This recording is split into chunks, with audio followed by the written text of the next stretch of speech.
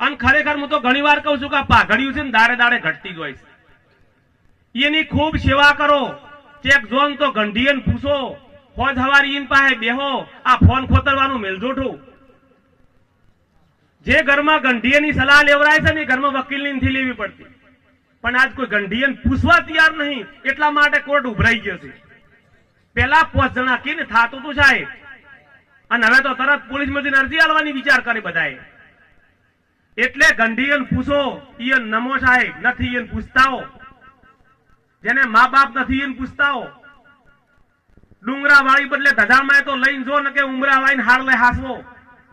મંદિરે જવાની કોઈ જરૂર નથી. મા બાપ બેઠા ને ખાલી પજી નમીન ચેક જાદુ અને ચોક જોન તો એને પૂછતું સાહેબ. પણ આજના યુવાનો કઈ my life is my wife, જોને ના ઉપરથી ટપચા હોય.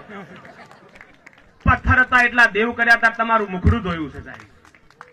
કરો તમારા ઘરવાળાને પ્રેમ કરો, હું કરું છું, ના નહીં કહેતો, પણ વિશેષ મા બાપ છે સાહેબ. વિશેષ મા બાપ છે. મા બાપ ની ખૂબ સેવા કરો. ભલે કલાકારો કહેતા વર્ષો પહેલો પ્યાર માર જોવા મળ્યો. વર્ષો પહેલો પ્યાર તો આપણી માં છે સાહેબ.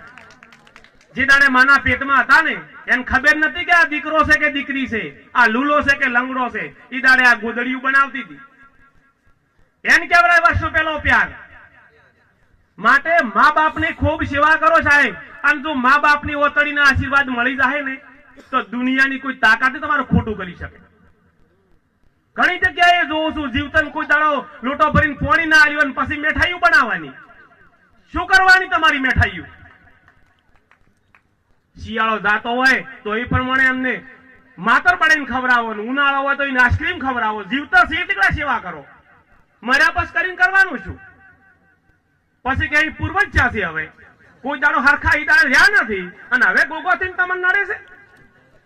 બાપડા જીવતા તો હરખું પાણી પાયું નહીં કોઈ થાતું